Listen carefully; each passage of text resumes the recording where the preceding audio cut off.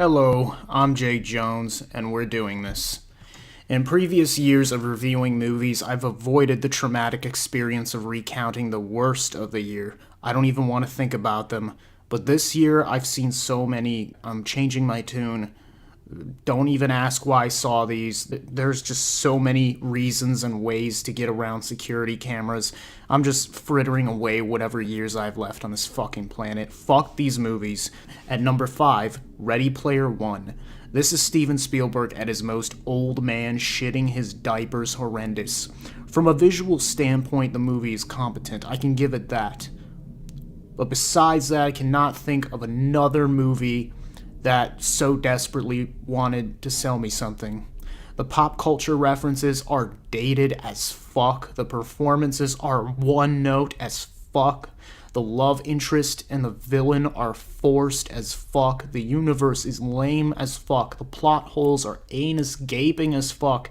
Even for Spielberg, the most bankable director of all time, this is nothing but a cynical cash grab, bold-faced. I did like the Shining recreation in the middle, everything else about it, terrible. Number 4, Jurassic World Fallen Kingdom. This is the only so bad it's good entry on the list, or almost good, at least because I can't call it good because it's shit, obviously it's on this list. Unlike Ready Player One, it's not even competent on a narrative level. This is a Saturday morning cartoon concocted of bad CGI and hack writing. They try to make you sympathize with the dinos in a really hacky way. The dinos themselves are clunky and fake. The actors even more so. And it's just the same shit you see in every movie. It's like, there's no detail to it. Every time the Asian guy needs to hack the computer, he just does for 1 second and boom, he's in. Every annoying little thing that gives you ADHD about movies from this decade can be found in this throwaway pile of shit. I laughed at how truly bad it is. The Brontosaurus burning on the island might be the funniest moment in the movies all year, so put this one under so bad it's almost good, but it still sucks. Number 3 is a movie that makes Jurassic World look credible, and this is where you start to see the drop-off in quality. Skyscraper is the latest from The Rock. I thought I was going to enjoy this way more than I did on a cheesy bad movie level. Like, come on, who doesn't love the idea of The Rock climbing a crane and jumping from the crane into a burning building?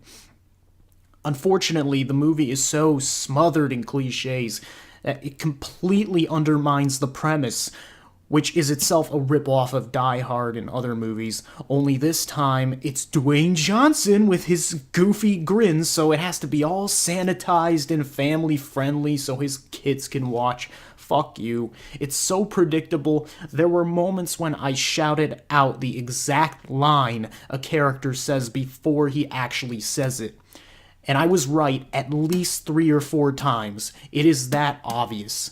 It's clear that nobody involved gives a shit except Dwayne "The Rock" Johnson. Does his best he can to salvage this, but I really hope he realizes what a joke his career has become. This movie could have been schlocky fun, but it's just dumb as fuck. Fuck The Rock. I mean, look, he's obviously got talent and charisma, but he just chooses to waste it. You could have played Thanos for fuck's sake and made probably a whole lot more money. So don't tell me he doesn't have a choice or he's not a dick for doing these shitty movies. The money is no excuse. The Rock is kind of like Elvis, you know? He's this huge star who's got a lot of talent. He just keeps pumping out garbage after garbage because his agent needs to pay his fucking bookie every week. But if you think that's a sad sign of the times, get a load of number 2. Hilarity for charity. Holy shit nuts. If I was a charity and I found out this was the show they put on to raise money for our bald-headed kids, I would burn the fucking money. Okay, no, I wouldn't. I would run off with the money like any other charity, of course.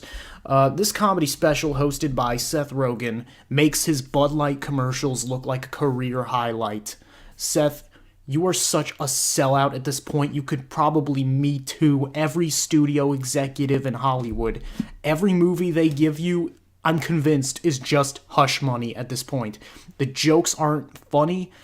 They're really eye-wateringly painful. I swear it's so bad. There's a scene when Seth introduces Sarah Silverman as one of the greatest comedians of all time, alongside such legends as Dave Chappelle, Amy Schumer, and somebody else, probably Kevin Hart, I'm guessing. And I know Chappelle is great, but Amy fucking Schumer, one of the greatest comedians of all time. That doesn't work. That shouldn't even be a sentence in the English language. Are you this fucking insulated? There was one funny comic in this whole thing. That is Michael Che, shout out. That's about 5 minutes or so. The whole rest of this performance is embarrassing. The fact that it's for charity is even worse, because if you wanted to give to charity, you could have just pulled together all your Hollywood money without torturing us. Please, Seth, just retire. You're not the friendly stoner anymore. You're an anthropomorphic dildo. And the worst movie of 2018, I had to scrape pretty low for this one, like a hot load out of Snatch. The Happy Time Murders. God fucking damn it. There is nothing worse than bad comedy.